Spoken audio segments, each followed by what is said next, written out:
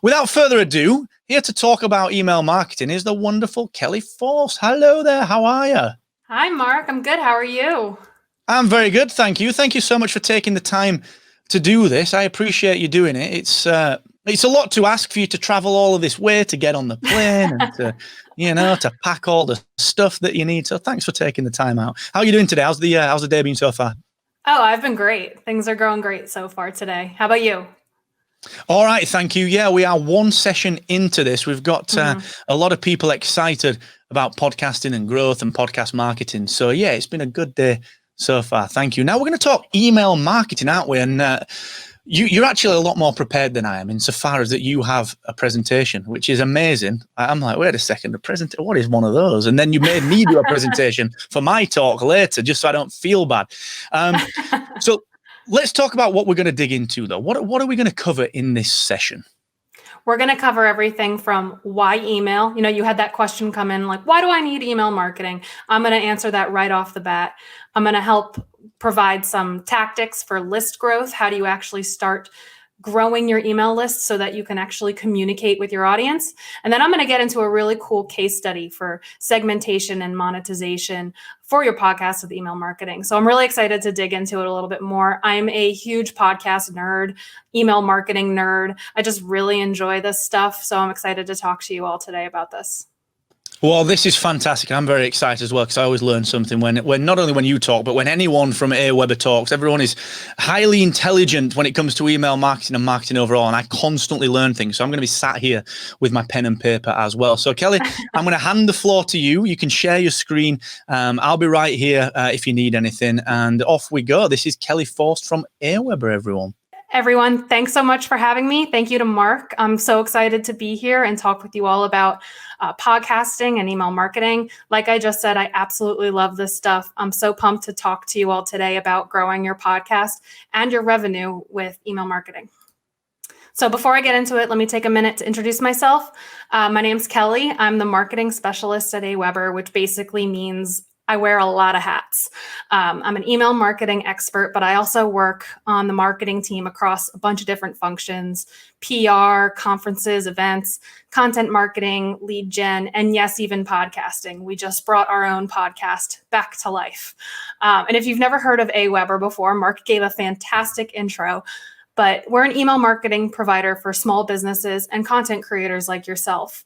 We've been in the game for over 20 years, so we know email marketing backwards and forwards, and we're constantly incorporating new features and changing up the platform. Our engineering and product team does a fantastic job listening to what people want in their email marketing platform so that we're always creating a really awesome experience for our users. And if after this session you have any questions or just want to geek out about email marketing or podcasting more, you can shoot me an email. I have my email address on this slide, or connect with me on Twitter and LinkedIn, and I'd be more than happy to chat. Okay, so what are we going to get out of this session today? By the end of this, I hope you walk away with a better understanding of the value of email marketing, what makes it so different than any other marketing channel out there, and how you can get started with it and begin to not only attract any audience, but the right audience. Finally, I'm going to share some ways you can grow your revenue through email and how to use personalization tactics to drive more sales or incentivize patrons or sponsors. But before I start diving in, I'm going to start with a caveat. I'm going to be sharing a lot of advice in today's presentation.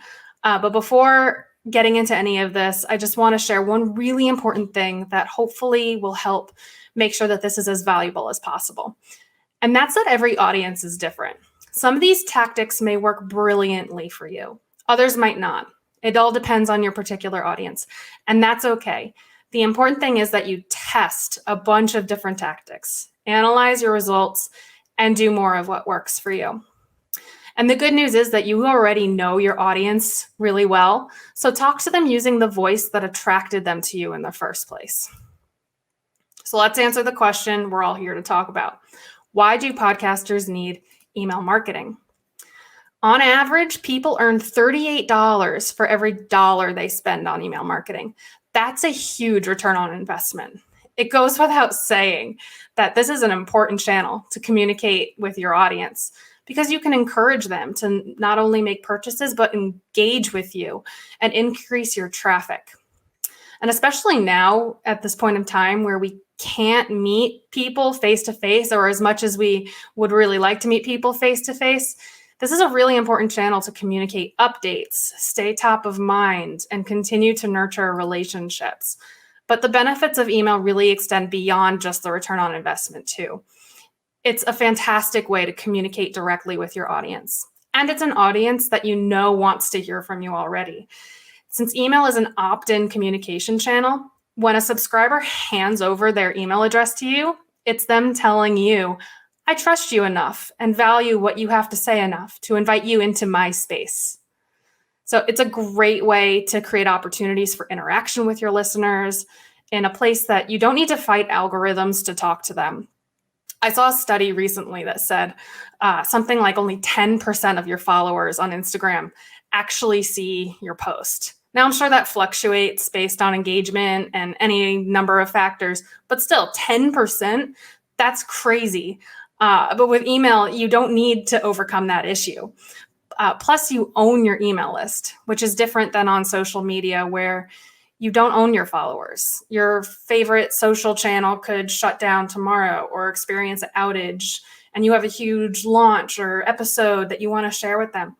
What then? How do you communicate with your audience if you don't have an email list? And finally, email is an intimate two-way communication medium that lets you speak to people in personal ways.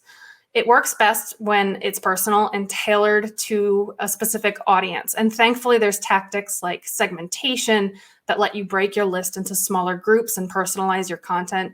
It's also a really fantastic way to turn a passive listener into someone you know and recognize, and really a great way to build meaningful relationships with your listeners.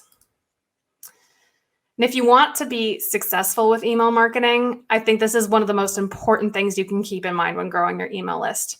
Every quality email on your list represents a real person. So don't just think of them as another name on a list of nameless faces. Think of them as people that you know, people who have challenges, people who have dreams and desires and obligations and concerns similar to your own friends and neighbors. It really helps when you can think of your audience as a real person and not just a stadium full of people. All right, so how do you start growing your email audience? When you're thinking about growing your email list, think about the audiences you already have first and foremost, and prioritize a channel shift or moving your audience from one channel to another. And you're all podcasters, so you already have a podcast audience that you can drive into your email list. Maybe some of you promote your podcasts on social media or have a blog where you post show notes or resources for your listeners. You have audiences on all of these channels. These channels are the perfect opportunity to drive your followers on these channels into your email list. And you can do that by offering exclusive content to your audience if they sign up for your email list. This gives you then, once they're in your email list, you have the opportunity to continuously upsell them by segmenting, providing personalized content. And I'll get into more of these tactics later. But for now, just know that you can ask your existing audiences and shift them from one channel to another. And here's the perfect example. I just love this. One of my coworkers' fiancés has an interior design business. And you can see here that she posted about a room transformation that she worked on. You can see at the bottom of the post, she wrote, if you want direct links to the items I used to recreate this room for yourself, head over to shelfhelp.com and sign up for my newsletter list. First of all, Shelf Help, that's amazing. I love it. But you can see that she's offering this exclusive content.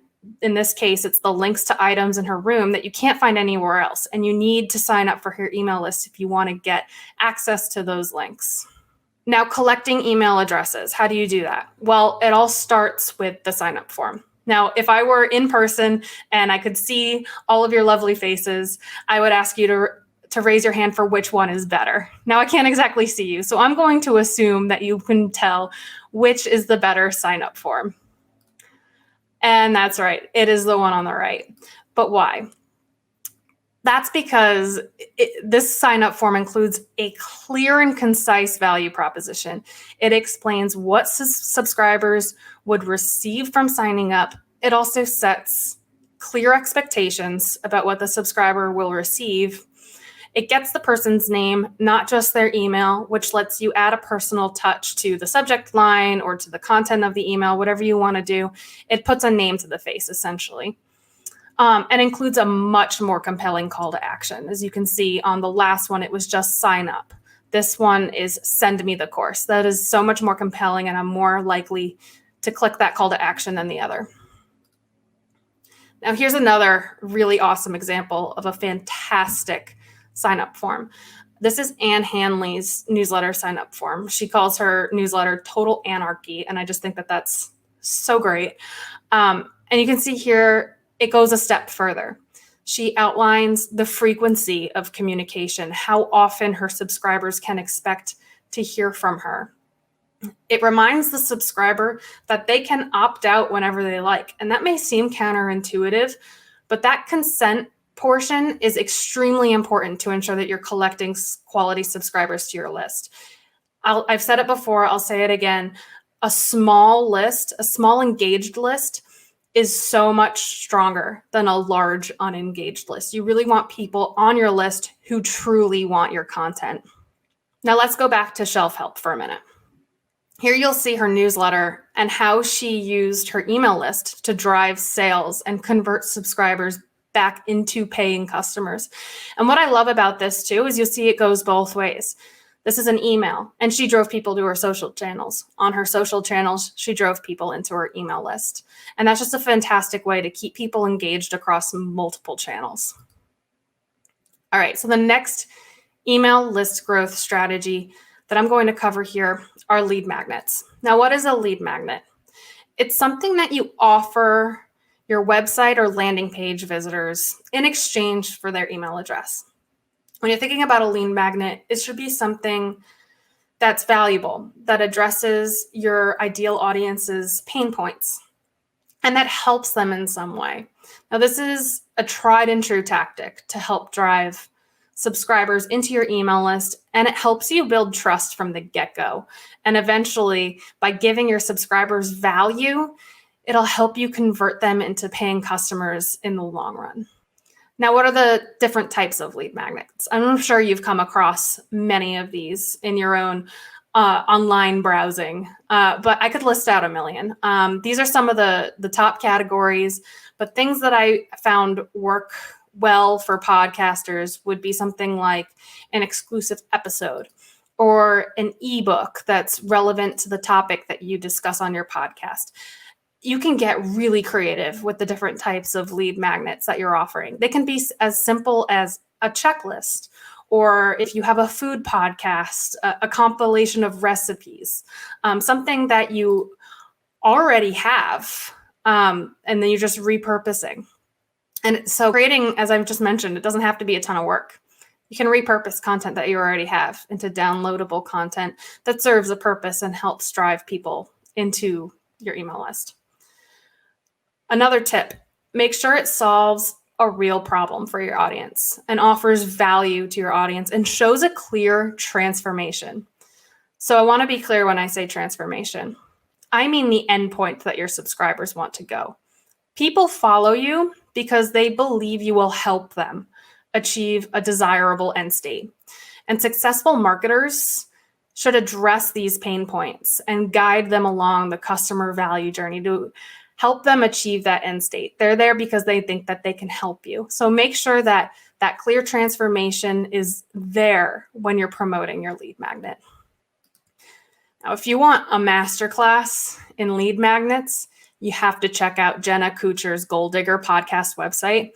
It's clear that she knows who her audience is, and that's people who aspire to be creators or break out on their own or become entrepreneurs. And she knows their pain points. She knows why people are coming to her for help. So for instance, here are some of the categories. If you want to grow your email list, she has resources for you to check out. If you want to grow a Pinterest audience, she's got you covered. Same with Instagram or doing any sort of photography. These are generally the things that she has found people come to her for guidance with. Now, here's what her landing page looks like for one of her lead magnets. In this case, it's email list growth. And now here's her sign up form. So if you were to go back and read the copy on the landing page, you'd find really compelling copy that clearly addresses the reader's problem. And this sign up form is fantastic because it's clear. It tells the reader exactly what they can expect from signing up. And after you've submitted your name and your email address in the sign up form, she redirects you to a thank you page. And this thank you page, I think, does a phenomenal job of directing the audience over to her Instagram, which also has a huge following in and of itself. But you can use the thank you page as a great opportunity to engage your audience. Your audience is never going to be more engaged with you than they are the minute after they sign up for your list. And this is a great opportunity. If you have something small, something really valuable that you're selling to your audience, this can be a really great time to convert and actually create a micro purchase. It means they're more likely to come back again and again and actually convert into a customer. But the thank you page is an often overlooked part of the process that offers a huge potential if you take advantage of it. And finally, here's Jenna's welcome email. This email is automatically delivered. It's set up to go automatically immediately after someone joins the list, which is exactly what you're supposed to do. Because again, a subscriber's expecting it. They want to hear from you in that moment. And if they don't get an email from you, they'll wonder what happened. They'll check their spam folder. Why didn't I get an email? Capitalize on your subscribers or your new subscribers' attention the minute they sign up for the list, which is why the welcome email is so darn important. They see 4 times higher open rates and 5 times higher click-through rates than other emails. And I mean, we've seen these trends with our own eyes over at AWeber. Some of our welcome campaigns have gotten over a 90% open rate, which is crazy. And it's just because of this one simple fact. You'll never have more attention from your subscribers than the minute after they sign up for your list. Now let's break down an example of a really phenomenal welcome email. This is from a blogger who uses AWeber for her email marketing. Her name is Becky, and she has a site called Site Doing. And it's essentially a travel guide with unique twists to sightseeing. So here is her welcome email. You'll see she writes a personal welcome by adding personalization. It's just that tiny little touch that really goes far. In the following line, she confirms that she has you on her email list and reaffirms the value you'll receive by being on her list. She also encourages sharing the newsletter with others and encourages two-way communication. So you'll see that she's asking for feedback. She's asking for questions. And like I said earlier, the best email marketers use email as a two-way conversation rather than a one-way blast. And I hate that word blast. We should all remove email blast from our vocabulary. Email should be used as a two-way medium. Okay, now that you've grown your list, let's talk about what you should actually send to your list. And I think when a lot of people hear email marketing, they think about newsletters, and it's really a great way to engage with your audience. So why should you start a regular newsletter? The benefits for you are the continued exposure to your audience, the ability to provide value on a consistent basis. You're keeping an open channel of communication between you and your audience, and it's built in to consistently sell whatever you're selling. Meanwhile, on the other side of the chart here, your newsletter audience gains direct access to you, information they won't get anywhere else, and that feeling of connection. And I'll tell you this, some of my absolute favorite podcasts don't have an email newsletter. And it's a shame because if they did, you can bet I would have subscribed by now to hear more from them. And if you have a loyal following, and if you share valuable content in your podcast, I bet you have followers who would gladly give you their contact information in exchange for a regular newsletter just to hear more from you. So if I've convinced you and you've decided you're ready to start a newsletter, The next step is to decide what type of newsletter you want to send. The first one I'm going to talk about is the list newsletter. And the example that's shown here is from Pod News. And they share a list of news, either editorialized or directly quoted. And the benefits of this type of newsletter is that they're really, really easy to produce. And they're great for people who like to curate content from around the web to share with their audience. And it's really great if you just don't like writing, or if your audience looks to you as a trendsetter or a tastemaker. But the downside is they can feel impersonal. And if there's other newsletters out there like this in your niche, it can be a little difficult to differentiate your value proposition. All right, the DIY newsletter. This one is really prescriptive. So in this case, you're directing your subscribers on how to do a certain thing, like recreate a trip you went on. And this offers unique value to your readers. It can be much easier to sell in this type of newsletter. However, putting together this type of how-to can be a little more time intensive. The journal. I think everyone is familiar with this type of newsletter. This one is similar to writing like a real letter to your audience. It explains an experience or it tells a personal story, and it's absolutely great if your goal is to build real connections with your audience. It's also a really good way to sell organically. And if you enjoy writing, or if you just have a really relatable story to tell, this can be a great option for you. Bonus content newsletters.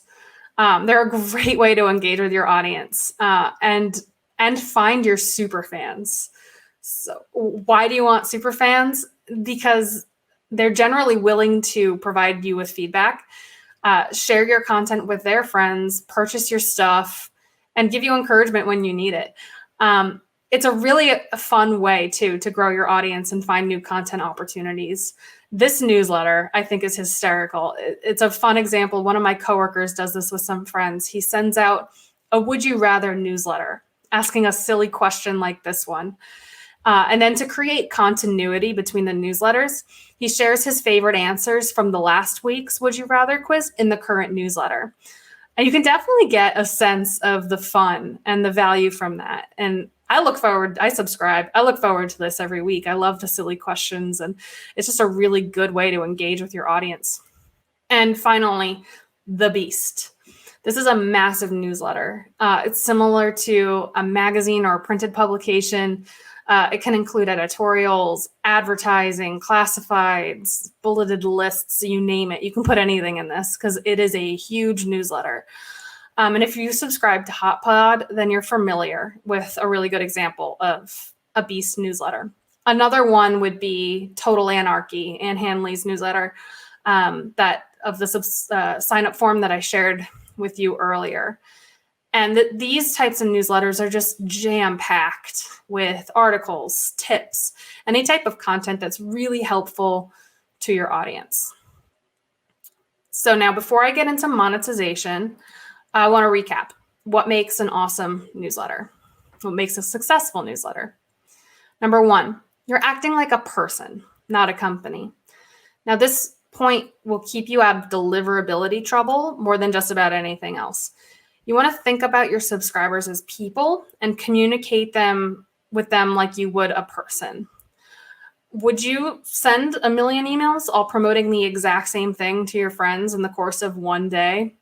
I hope the answer is no. But you really want to remember there's a person on the other side of that email address. Talk to them like you would a friend. Number two, focus on your unique value. What can you offer to your audience that they can't find anywhere else? And when you're thinking about sending content to your audience, avoid sending ROT. So ROT. And that stands for redundant, outdated, or trivial information. Send content that they can't find anywhere else. Number three, be consistent. If you promised you'd send a weekly newsletter, then you better send a weekly newsletter. Don't send any more or less than you promised your subscribers, because if you promised a weekly newsletter and then you start sending daily newsletters, your subscribers would be like, what the heck, man? I only subscribe to get weekly. And they'll be more likely to mark you as spam, which could affect your deliverability. 4, don't be afraid to be you. Being your authentic self is one of the best ways to attract a genuine, real audience of fans and followers. And you're all podcasters, so I know that you know this already, but it also applies to your email marketing. And finally, make sure that there's a clear call to action in your email. Give your subscribers something to do.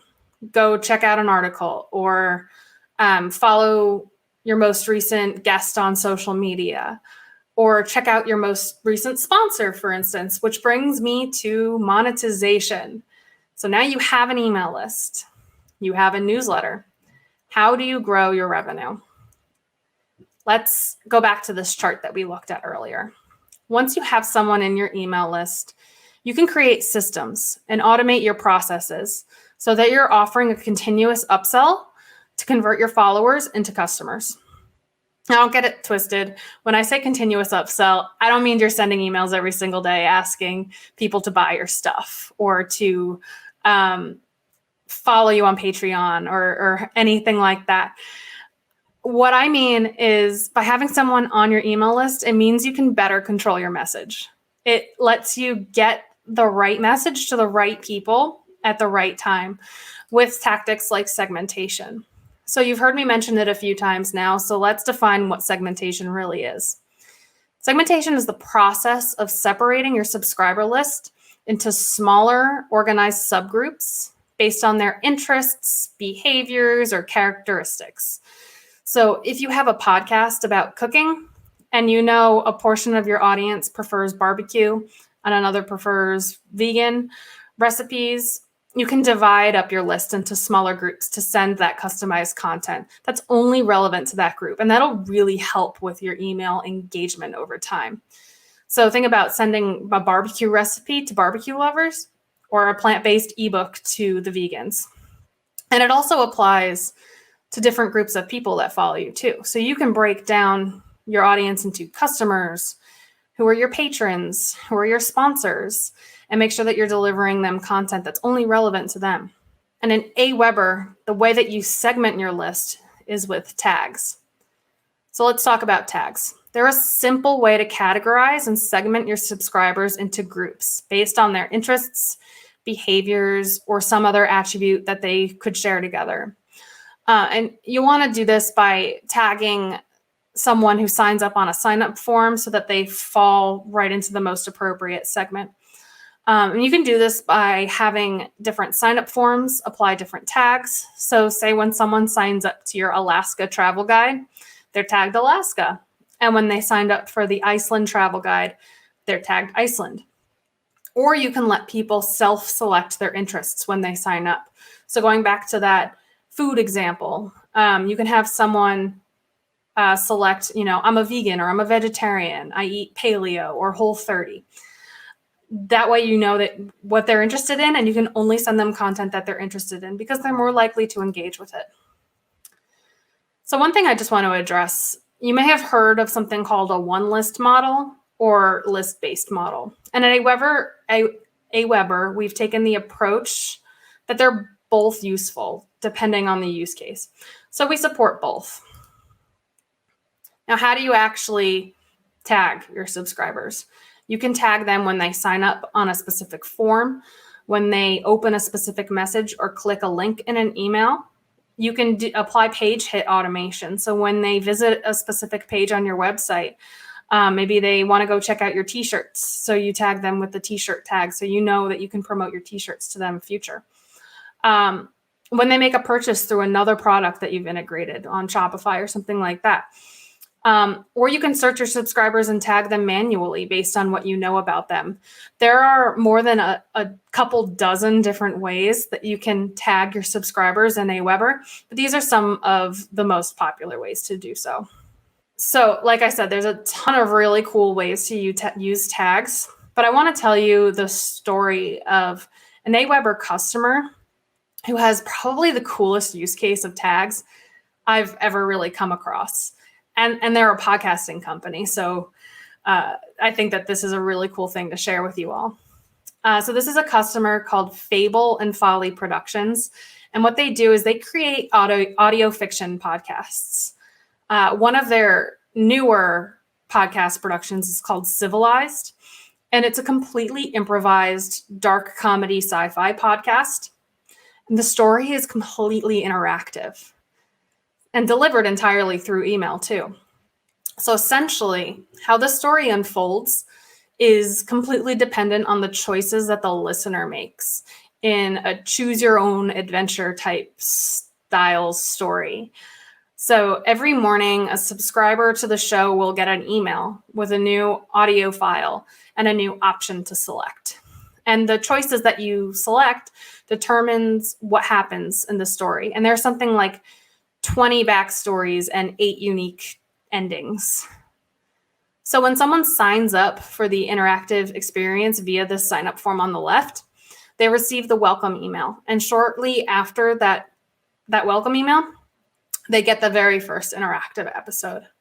So it's a really cool, super unique way to use tags and create a really cool experience for your podcast listeners that engages them in a totally different way.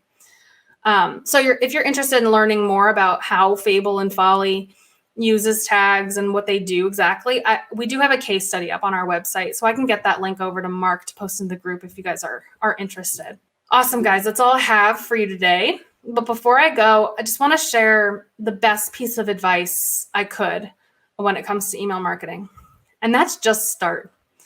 Don't feel like everything has to be perfect before you send, because I have news. It's not going to be perfect. Nothing is ever perfect the first time. But you can learn from what you do and analyze the data and make adjustments and keep doing what works. So thanks again to Mark for having me on. Please get in touch if you want to nerd out about podcasts or email marketing. And I'd love to hear from you and continue the conversation. Well, that was wonderful. Thank you so very much, Kelly. I know we've got a few questions coming in as well. So we'll get to those in just one second. I'm just going to make us, there we go, look at that. Now we're much closer. This has been fantastic. This has honestly been so useful. And what's fascinating about all of this is just before, I don't know if you were just in the background of the stream, actually, Kelly, when we mentioned that in, I think, 2 weeks today, we're going to be releasing Captivate Websites version 2, which is a free release for everyone using Captivate, and it integrates directly with everything that you mentioned. So you can integrate with your email list, you can tag, so whether you're using a list-based or a tag-based option. These podcasters that are looking to grow their shows and their audience will be able to take advantage of all of that. So thank you so very much. It's been really, really useful. We've got a couple of questions that have come in, so I want to dig into those if that's all right. Yeah, of course. A random one from Ed, which is fascinating. I've just seen it come in. And I didn't expect this question. Is SMS, as in, a text, is it the new email? And I've got some thoughts on that, but what do you say to that one, Kelly? That's a very interesting question. So I think these types of questions are really interesting. You hear a lot, some marketing tactic is the new other marketing tactic, or one marketing tactic is dead. And what I have to say to that is be very skeptical of things that you hear out there. When someone says that something is dead or something isn't relevant anymore or something is the new something else, you really need a unique mix of marketing tactics. One thing, I kind of say this, I think I heard a colleague of mine say it in the past, marketing is like equivalent to eating a healthy breakfast. You can't just eat toast every day and expect to feel great. You really need a mix. So you need toast, you need orange juice, you need coffee or fruit or whatever, eggs.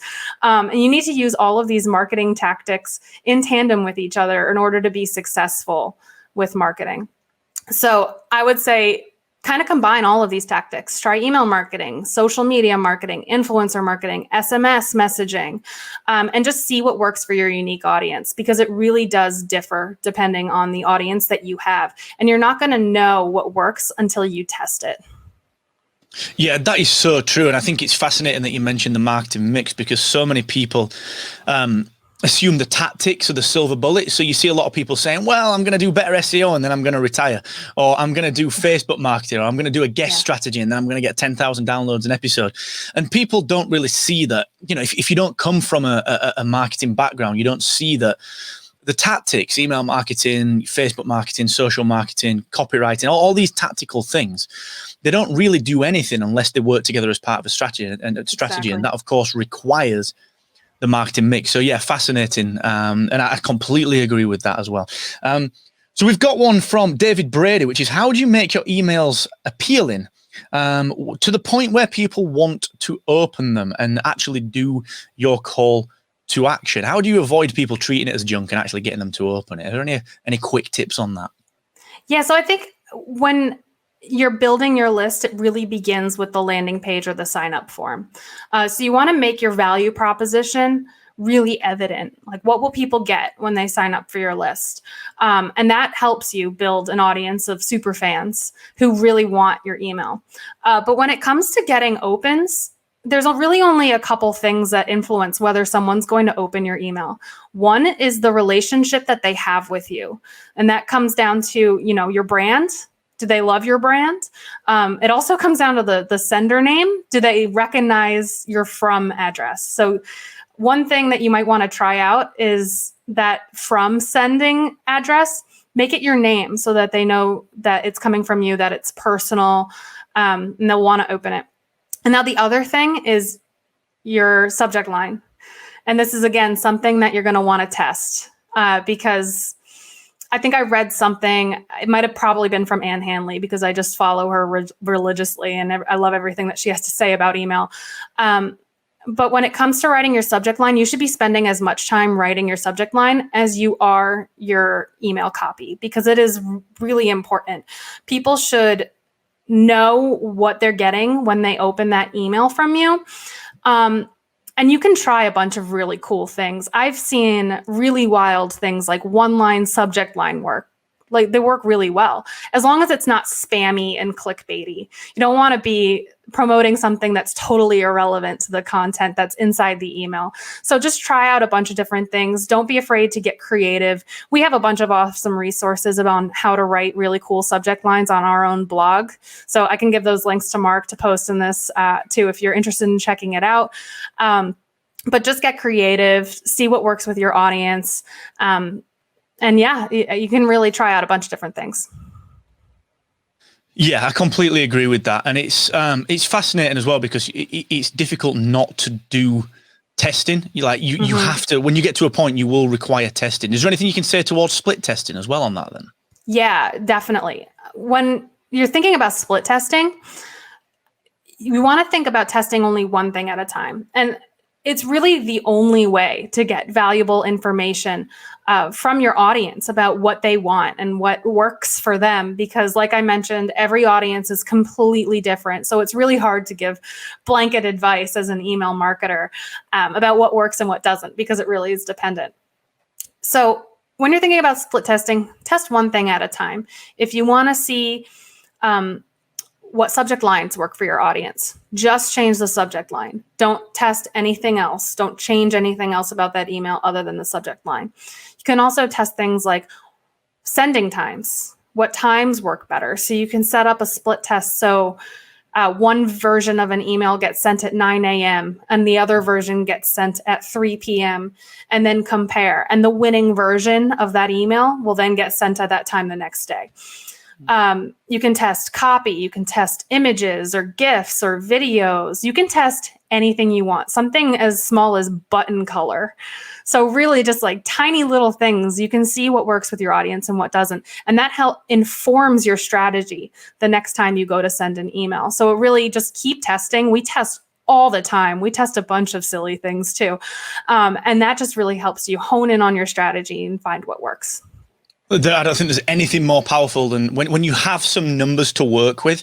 Split testing is huge. We even do that on Captivate's website. Some people see a slightly different version of Captivate's website. And when you extrapolate that up to email marketing, it becomes more powerful because these people are ready to hear from you. So yeah, fantastic point. And I would never underestimate the power of split testing. A question in from Steph Fuccio, who's out there in Berlin. Good to see you, Steph. I see a lot of podcast email newsletters that are just the show notes. is there any research on whether that is effective, on whether or not that will push listeners to that episode? And again, I've got a couple of thoughts on that, but I'm going to let you pick that one up first, Kelly, and then sort of add a couple of bits to that as well at the end. Sure. So I haven't, to address the first part of your question, I haven't seen any studies in particular that says that works or doesn't. But again, I think it really just depends on what your audience is expecting from you. And I think it depends on what your podcast is actually about too. If it's a very how-to type podcast where you're teaching someone how to do something, you're talking about a lot of resources throughout the episode, and you're directing people to check out those links later, I think that could work really well. Because oftentimes you think about when people are listening to a podcast, like driving or walking. I've been getting into the habit of listening to a podcast every morning on my morning walk. I don't remember what I need to go back and check out after the fact. So I think if you're promising your email subscribers show notes with these resources and they actively subscribe to sign up for that, then delivering a newsletter like that with the podcast show notes works really well. And we do that at AWeber too. So we have our own podcast and we have a sign up form on our landing page that lets people actively sign up for the show notes when they come out. So I think that that's a really important tactic if you're someone that's offering these resources. Yeah, I would agree that if you are able to write quality show notes, and I think that's the kicker, is that this is going out in an email. You wouldn't send a bad email out. And if you're one of the type of podcasters that doesn't write in-depth show notes, there's almost no point in doing that. Like frankly, I'm a little bit lazy with my show notes because my show generally doesn't warrant it that much. I mean, that's just me making an excuse completely. But I would never send my show notes out. But for the Star Wars show that I do, that's just a hobby. Like those show notes are actually much better structure. And I would send that out because people can see, okay, I can jump in at minute 12 and get this bit of information. And that's going to be a lot easier to digest. So I think that's a great point, Kelly. Thank you. Now, we've got time for one more question. In fact, I'll pick this other one up on the next Q&A bit. The interesting question that just came in is from Dola Salah, Kelly, and it's, do you begin building your email list with your friends? That's a really interesting one, quite a nuanced one, I would have thought as well. I love that question. I think yes, why not? I think ask your friends and family to sign up for your email list. If anything, you're going to get really good feedback from them, and hopefully honest feedback if they're good friends. But I mean, it's like with anything in marketing, it spreads via word of mouth. Word of mouth is one of the most trusted ways to get your product or service or podcast or whatever it is that you're doing out there. And absolutely, I think if you just tell your friends or family that you're doing this thing, it's not gonna hurt. If anything, if they decide later down the road that they're just not interested in what you're doing anymore, they can unsubscribe. But if anything, it gives you a really good, honest feedback up front. And really, how else are you going to grow with word of mouth? That's a fantastic way to do it. So I say yes. Mark, do you have any thoughts? I would agree. And I think that's how I started my email list and started most of my businesses and podcasts, is just by telling friends to go and have a look. And I think what's fascinating with that is that the people will naturally split off. So the people that aren't interested, like you've always got friends that are interested in what you do because that's why you're friends. And there are other people that you're friends with for different reasons. So if you are talking about a specific thing on your podcast and you get people to sign up for your email list, then of course, those people that are interested in that thing will remain because they'll be fans of the topic, not just the fact it's you. Those that sign up and, they're doing it because they're your friend, in a year's time, they'll unsubscribe anyway. And there's nothing wrong with that. So I think that would be a great place to start, Dola. And Kelly, thank you so much. This has been fantastic. We're coming up to time, and we've got a little bit of a Q&A break built in for the next 5 or 10 minutes. Then we're going to talk about listener acquisition flow. So Kelly, thank you so very, very much for doing this and for all the support that yourself and Brandon and everyone else at AWeber gives to Captivate and everyone else in the podcasting space. Thank you so much for doing this. Thanks so much, Mark. This was a ton of fun. And we will speak, I'm sure, after the fact, but have a fantastic rest of your day. And again, this has been fantastic, and I'll catch up with you very, very soon. Thanks. We'll talk soon.